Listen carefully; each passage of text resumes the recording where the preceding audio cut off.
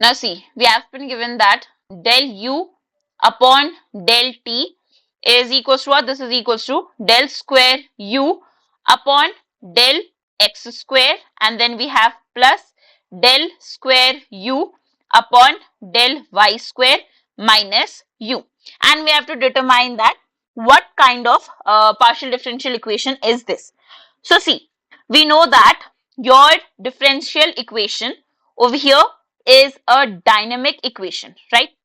So for a differential equation to be a dynamic equation, one thing is that it should be a differential equation in continuous time, right? It should be a differential equation either in continuous time, right? Either in